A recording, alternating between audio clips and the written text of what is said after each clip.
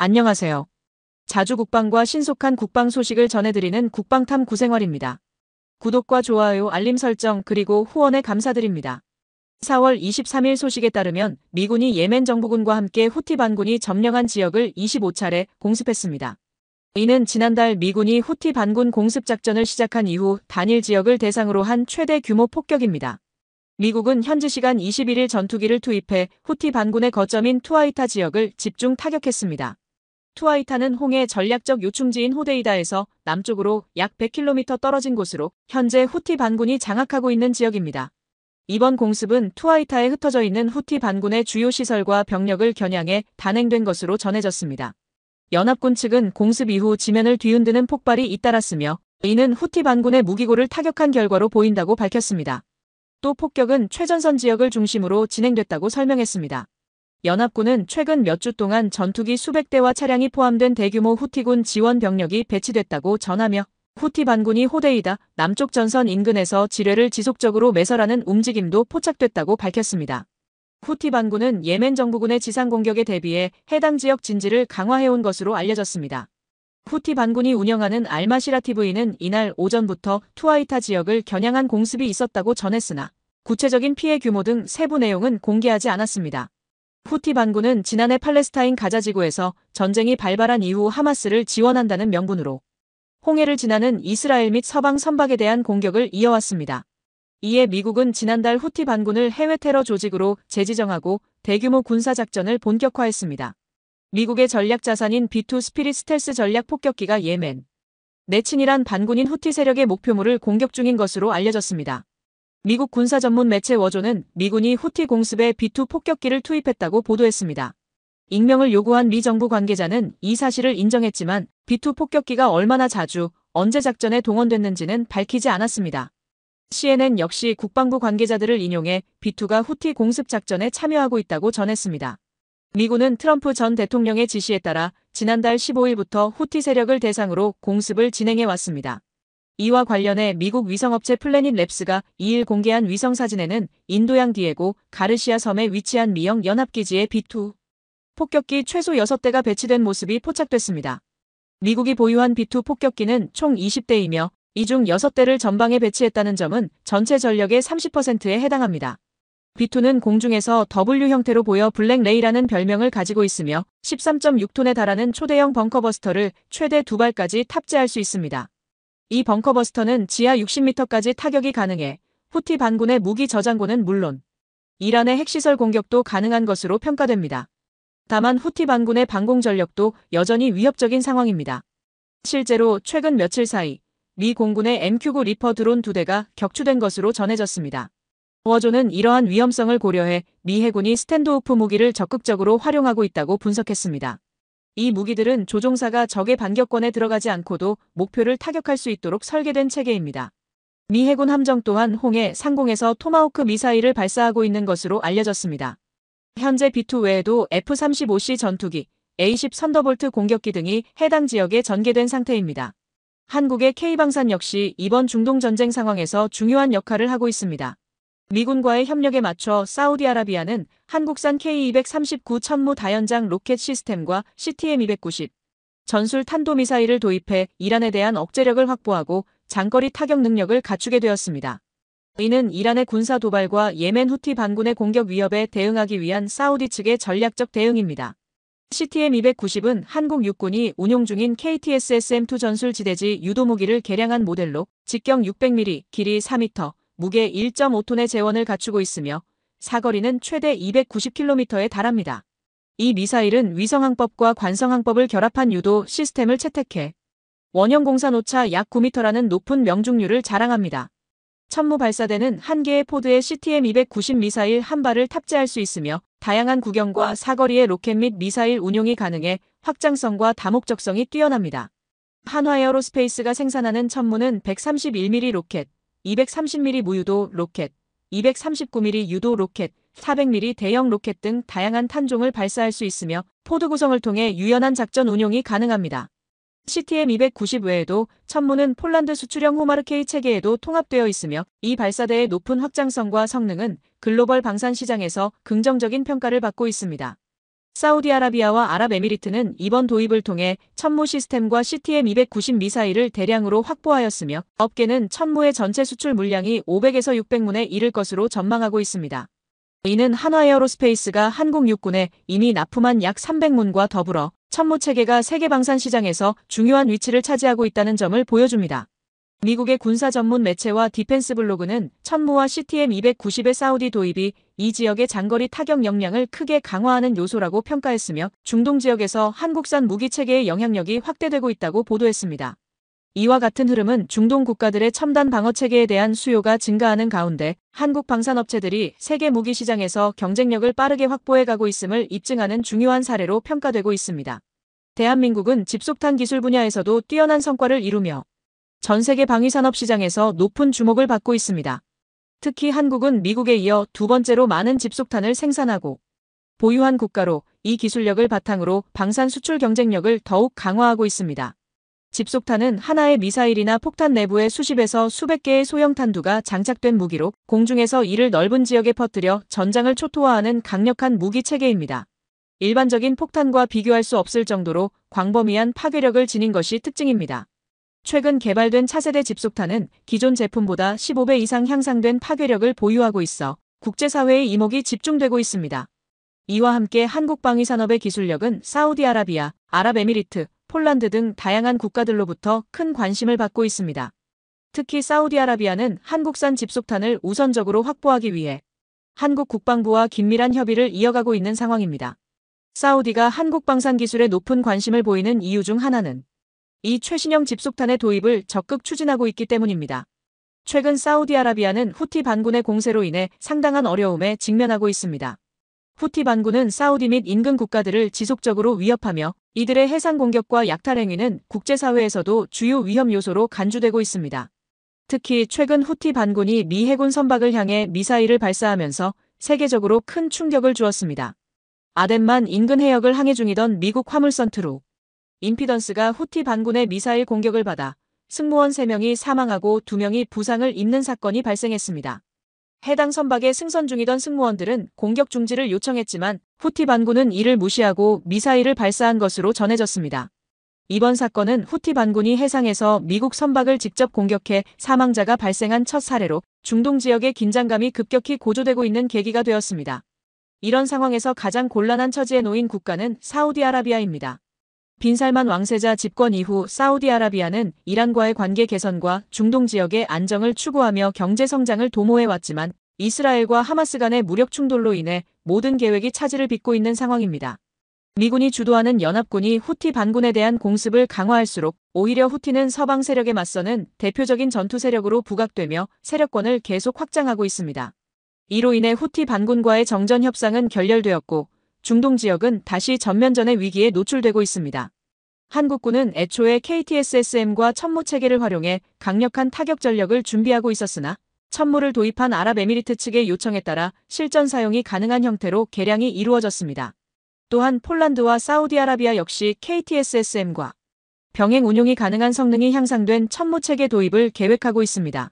최근에는 기존 KTSSM의 사거리와 파괴력을 개선한 개량형 모델인 KTSSM2의 개발이 마지막 단계에 접어들었다는 소식이 전해졌습니다.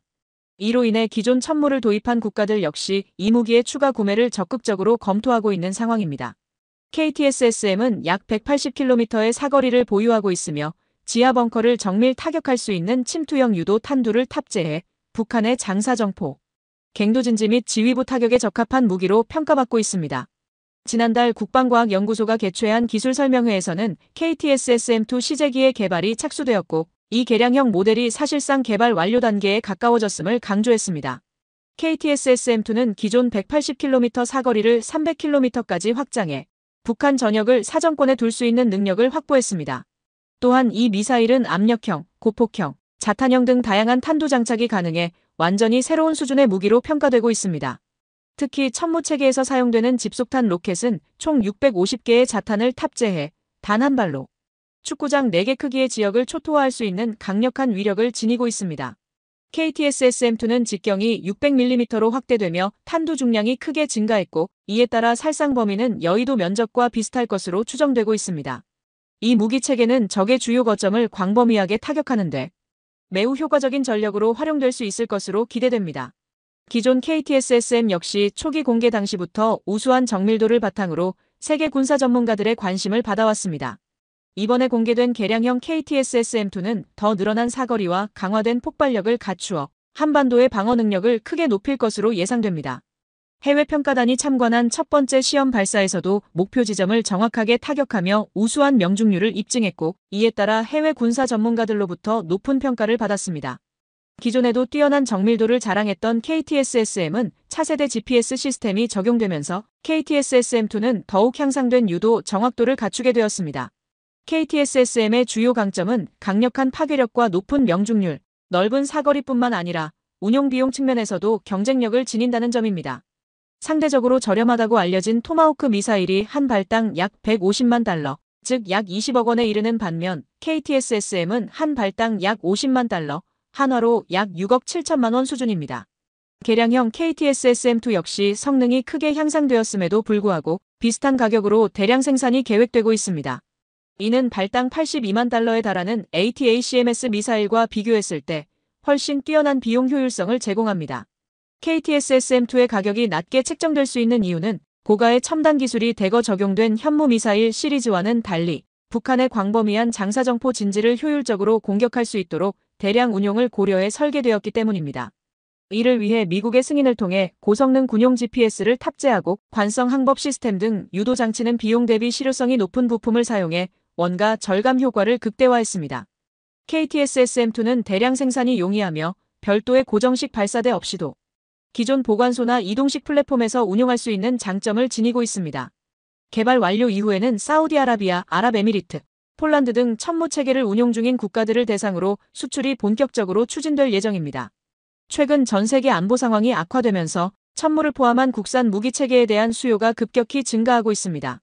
특히 후티 반군과 대치 중인 사우디아라비아는 이러한 무기 체계를 절실히 필요한 상황에 놓여 있습니다. 사우디는 중동의 안정을 유지하기 위해 미국만을 의존하기보다는 독자적인 방위 역량을 강화해야 한다는 인식 아래 한국과의 방산 협력을 적극적으로 확대해가고 있습니다. 이와 같은 전략적 방향 전환은 폴란드가 대규모로 한국 무기를 도입한 사례에 영향을 받은 것으로 분석되고 있습니다. 지난해 11월 사우디군은 한국산 천무장거리 로켓을 활용해 후티 반군을 강력하게 타격하며 그 성능을 전 세계에 입증했습니다. 후티 반군의 기습 공격으로 많은 인명피해가 발생하자 사우디군은 국경에서 약 80km 떨어진 후티 반군의 주요 거점을 보복 폭격하며 강경 대응에 나섰습니다. 이 과정에서 사거리 880km에 이르는 천무장거리 로켓이 실전에 사용되어 첫 전과를 올렸습니다. 국지적인 도발을 지속하던 후티 반군은 이 강력한 반격에 크게 놀라며 정면 충돌을 피하는 모습이 포착되고 있습니다. 이미 강력한 화력을 갖춘 천무 시스템이지만 사우디 측은 이에 만족하지 않고 더욱 향상된 위력을 지닌 KTSSM 전술 탄도미사일의 추가 도입까지 요구하고 있는 상황입니다. 천무는 소형 화기가 아닌 대형 전략 무기 체계로 사우디뿐만 아니라 아랍에미리트에서도 기존 다연장 로켓 시스템을 뛰어넘는 성능과 높은 신뢰성으로 긍정적인 평가를 받고 있습니다. 사우디군이 후티 반군 공격에 천무를 활용한 이후 이 무기의 위상은 더욱 높아졌고 미국산 MLRS와 하이마스를 능가하는 성능을 지녔다는 평가도 나오고 있습니다. 천무는 기존 다연장 로켓보다 뛰어난 기동성을 보유하고 있으며 하이마스보다 다양한 탄두를 운용할 수 있다는 장점을 지니고 있습니다. 또한 자동화된 사격 통제 시스템이 탑재되어 있어 발사 준비 시간이 짧고 사격 직후 신속한 진지 이탈이 가능해 기동전 상황에서 유리한 성능을 발휘할 수 있습니다. 대한민국은 뛰어난 기술력과 지속적인 기술 혁신을 통해 강력한 무기 체계를 계속해서 개발하고 있습니다.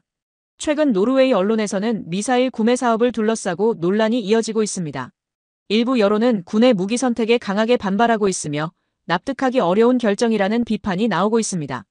일부에서는 내가 군 관계자였다면 이 결정에 반대했을 것이라며 미국산 무기 도입 방침에 대한 부정적인 의견이 지속적으로 제기되고 있습니다. 일각에서는 유럽산 또는 한국산 무기를 선택하는 것이 더 나은 선택이었다는 주장도 제기되고 있습니다. 노르웨이군이 진행 중인 이번 무기 구매 사업의 주요 목적은 장거리 타격 능력을 확보하는 데 있으며 이 사업의 공식 명칭 역시 장거리 타격 수단 확보 프로젝트로 명명되었습니다. 이는 동유럽 지역의 긴장 고조와 러시아의 군사적 위협에 대응하기 위한 조치로 풀이되고 있습니다. 러시아가 핵무기 사용 가능성까지 거론하며 인접 국가들을 압박하는 상황에서 노르웨이는 정밀 타격 능력을 갖춘 장거리 무기 체계를 통해 억제력을 강화하려는 것으로 분석됩니다. 지난해 6월 노르웨이군은 총 6,110억 노르웨이 크론에 한화 약 7조 7천억 원 규모의 추가 국방 예산을 편성하며 육해 공군 전력 증강을 위한 첨단 무기 도입을 확정했습니다. 이 가운데 육군의 장거리 정밀 타격 무기가 우선 도입 대상에 포함되었습니다. 노르웨이군은 미사일 사거리를 90km, 300km, 500km 구간으로 나누어 러시아에 대응하는 방어 전략을 수립하고 있습니다. 최근 러시아 북방함대의 전력 증강 속도가 가파르게 진행되면서 노르웨이와 러시아 간 긴장감이 더욱 높아지고 있습니다. 이에 대한 대응책으로 노르웨이는 장거리 정밀 타격이 가능한 한국산 천무 시스템 도입을 유력하게 검토 중입니다. 현재 노르웨이군이 고려하고 있는 미사일 체계는 총 3가지로 압축됩니다. 첫 번째는 미국의 하이마스, 두 번째는 이스라엘의 펄스, 세 번째는 한국의 천무입니다. 하이마스는 얼마 전까지만 해도 가장 유력한 후보로 거론되었지만 최근 들어 한국 무기 체계에 대한 관심이 빠르게 높아지고 있는 상황입니다. 이들 미사일 시스템은 러시아 북방함대와의 전략적 균형을 유지하는 데 있어 중요한 역할을 할 것으로 예상됩니다. 특히 한국산 천무가 강력한 대안으로 급부상하면서 노르웨이군의 무기 도입 계획에 변화가 생길 가능성이 제기되고 있습니다. 현재 러시아 북방함대는 발트해와 흑해를 담당하는 다른 함대들과 달리 노르웨이해와 바렌츠해를 중심으로 나토 해군과 직접 대치하고 있습니다. 북방함대는 러시아 해군 전력 중에서도 가장 강력한 전투력을 지닌 부대로 평가받고 있으며 최신 무기 체계와 숙련된 병력이 대거 배치된 전략적 핵심 전력입니다. 이런 상황에서 노르웨이군은 장거리 정밀 타격 능력을 확보할 수 있는 미사일 체계 도입을 적극 추진하고 있습니다. 그러나 미국은 노르웨이에 장거리 미사일 수출을 허가하지 않았으며 하이마스에는 90km 사거리의 미사일만 운용할 수 있도록 제한을 두었습니다.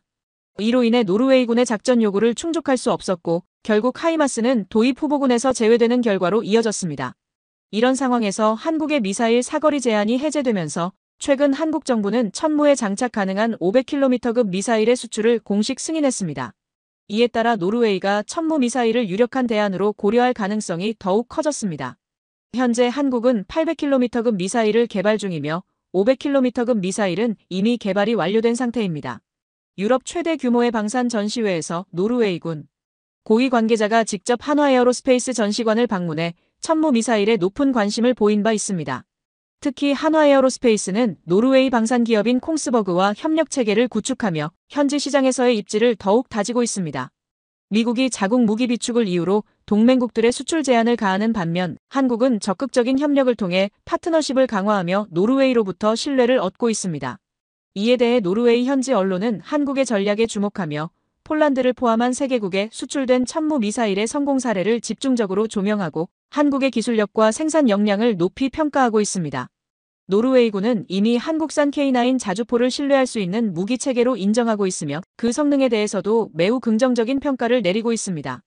노르웨이군 관계자는 2016년 진행된 시험 평가에서 한국산 무기가 사용자 요구사항을 가장 잘 충족시켰다고 밝히며 한국 무기의 품질에 높은 점수를 주었습니다. 특히 K9 자주포는 노르웨이의 험준한 지형과 극한의 기후 환경에서도 운용 테스트를 성공적으로 마쳐 우수한 신뢰성을 입증한 바 있습니다. 이러한 성과는 한국산 무기에 대한 노르웨이인의 신뢰도를 크게 높이는 데 기여했습니다. 다만 지난해 K2 전차 수출이 무산된 사례는 천무 미사일 수출 협상에 일정 부분 영향을 미치고 있습니다. 하지만 K2 전차 수출이 성사되지 못한 배경은 무기 성능보다는 정치적 안보적 이유 때문이었던 것으로 분석됩니다. 노르웨이군 관계자들은 K2 전차의 기술적 완성도를 인정하고 있으며 일부 정치인들은 한국산 전차가 도입되지 못한 점에 대해 아쉬움을 표하고 있습니다. 당시 노르웨이 총리 역시 한국산 전차가 더 나은 품질을 지녔다고 평가했으나 우크라이나 전쟁과 독일북 유럽 국가들 간의 안보 협력이 핵심 사안으로 부각되면서 독일제 전차가 최종적으로 선정된 배경을 설명한 바 있습니다. 이런 흐름 속에서 천무 미사일의 노르웨이 수출 여부가 더욱 관심을 모으고 있습니다. K9 자주포를 통해 이미 우수한 성능과 높은 신뢰도를 입증한 한국산 무기가 이번에는 천무 미사일을 통해 다시 한번 그 가치를 증명할 수 있을지 이목이 쏠리고 있습니다. 노르웨이의 장거리 타격 역량이 실질적으로 향상될 수 있을지에 대한 기대감도 커지고 있는 상황입니다. 노르웨이가 현재 검토 중인 다연장 로켓 후보군을 살펴보면 단순한 정치적 요인만으로 무기 체계를 결정하기 어려운 상황임을 알 수 있습니다. 노르웨이 국내에서는 최근 미국에 대한 실망감이 확산되고 있으며 일부에서는 나토 탈퇴까지 거론하는 등 반미 여론이 심화되는 모습입니다. 미국이 노르웨이의 장거리 미사일 수출을 거부하자 이에 대한 반발이 커지고 있으며 급기야 나토에서 탈퇴해야 한다는 주장까지 제기되고 있는 상황입니다. 유럽 내 주요 산유국인 노르웨이는 안정적인 경제 기반을 갖추고 있지만 인구가 적고 국방력은 외산 무기에 의존하는 구조를 지니고 있습니다. 이러한 환경에서 미국에 대한 신뢰는 점점 약화되고 있는 반면 한국산 무기에 대한 평가는 꾸준히 긍정적인 방향으로 높아지고 있습니다. 실제로 K239 천무의 사거리 확장 이후 이 무기 체계를 도입하려는 국가들의 수요가 급속도로 증가하고 있습니다. 말레이시아는 군사 전력 강화를 위한 핵심 방안으로 K239 천무를 도입 1순위로 검토 중이며 이를 위해 국방장관이 직접 한국을 방문해 협의를 이어갈 계획입니다. 말레이시아는 이미 한국산 FA-50 경공격기를 대규모로 도입한 경험이 있으며 KF-21 전투기 공동 개발에도 높은 관심을 보이고 있습니다. 한편 인도네시아 역시 K239 천무 도입 의사를 밝혔지만 무기 구매 방식으로 외상 결제를 요구하고 있는 상황입니다. 이는 KF-21 전투기 개발 분담금 문제와 유사하게 먼저 무기를 공급받고 이후에 대금을 지불하겠다는 구조입니다. 인도네시아는 KF-21 개발 분담금 감면을 요청했으나 여전히 체납 상태에서 벗어나지 못하고 있는 상황입니다. 우크라이나 전쟁이 장기화되면서 미국산 하이마스 미사일의 공급이 지연되고 가격 역시 2배 가까이 인상되자 인도네시아는 상대적으로 가격 경쟁력이 있는 한국산 천무를 선호하는 것으로 알려졌습니다. 특히 미국이 인도네시아의 외상 구매를 승인하지 않은 가운데 K239 천무를 외상 조건으로 확보할 수 있는 사실상 유일한 대안이 한국이라는 분석이 나오고 있습니다. 인도네시아 언론 조나 자카르타는 K239 천무 도입의 중요성을 강조하며 KF-21 개발 분담금을 납부하지 않을 경우 말레이시아가 그 자리를 대신할 가능성이 높다고 경고했습니다. 말레이시아는 FA-50 경공격기와 KF-21 차세대 전투기 프로젝트에 적극적으로 참여하려는 의지를 보이고 있으며 K239 천무 구매를 통해 한국과의 방산 협력을 더욱 확대하려는 움직임을 보이고 있습니다. 중동 지역의 불안정한 정세 또한 일부 산유국들이 한국과의 방산 협력을 강화하는 계기로 작용하고 있습니다. 대한민국이 미래 전장에서 핵심 무기 공급국으로 자리 잡을 수 있도록 지속적인 무기 수출 성과가 이어지기를 기대하며 마지막 소식을 전해드립니다. 한미 관세 협상 과정에서 정보 조달 시스템 개선이 핵심 의제로 떠오르면서 향후 방산 분야에서 절충교역 제도가 완화되거나 폐지될지 관심이 쏠리고 있습니다. 특히 미국 무역대표부가 지난해 국가별 무역장벽 보고서에서 한국의 절충교역을 처음으로 문제 삼고 사실상 시정을 요구하면서 관련 논의가 본격화될 전망입니다. 절충교역은 $10,000,000 이상 군수품 구매 시 기술 이전이나 국산 제품 구입을 조건으로 하는 방식입니다. 현재 한국과 미국 간 절충교역 사업 규모는 8조 5,400억 원에 달합니다. 방산업계는 만약 절충교역이 폐지될 경우 부품 공급과 기술 이전 생산 기회가 줄어들고 특히 중견 중소기업의 피해가 클 것으로 우려하고 있습니다. 정보 조달 시스템 개편과 함께 공공 클라우드 시장 제한 문제도 협상 테이블에 오를 가능성이 높습니다. USTR은 한국이 클라우드 보안 인증 CSAP 중 등급 이상을 요구해 외국 클라우드 업체의 공공사업 진출을 제한하고 있다고 지적해왔습니다. 만약 이 규제가 완화되면 AWS, MS, 구글 등 글로벌 빅테크 기업들의 국내 공공시장 공략이 거세질 것으로 예상됩니다. 한미 관세 협상 분위기 속에서 업종을 불문하고 기업들의 불안감도 커지고 있습니다. 이상으로 국방탐 구생활을 시청해주셔서 감사합니다. 구독과 좋아요, 알림 설정을 하시면 더욱 신속하고 정확한 국방 소식을 받아보실 수 있습니다. 구독자 여러분 좋은 하루 되세요.